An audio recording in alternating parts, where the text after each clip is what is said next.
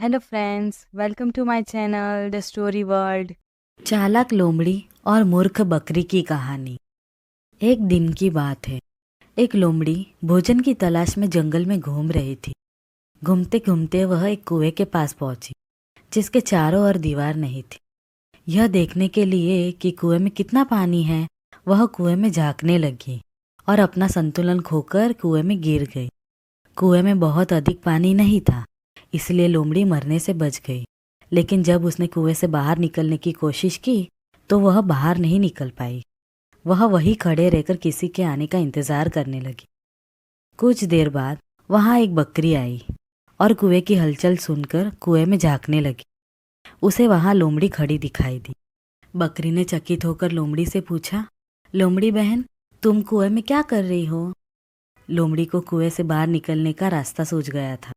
वह मीठी वाणी में बोली, बकरी बहन, क्या तुम नहीं जानती कि कुछ ही दिनों में जंगल में सूखा पड़ने वाला है? इसलिए मैं यहाँ आकर बैठ गई हूँ। कम से कम मैं यहाँ प्यासी तो नहीं मरूंगी। तुम भी क्यों नहीं आ जाती? बकरी ने सोचा कि लोमड़ी सही कह रही है। पानी के लिए दर दर भटकने से अच्छा है कि कुएं में ही जाकर बैठूं। पहले जाने का फायदा भी रहेगा। ज्यादा जानवर कुएं में चले गए तो वही कहाँ मुझे पानी पीने देंगे। यह विचार आते ही वह कुएं में कूद पड़ी। जैसे ही वह कुएं में अंदर गई, मौके की ताक में बैठी लोमड़ी उसकी पीठ पर चढ़ गई और कुएं से बाहर निकलकर जंगल में भाग गई। मूर्ख बकरी कुएं में ही पड़ी रह गई।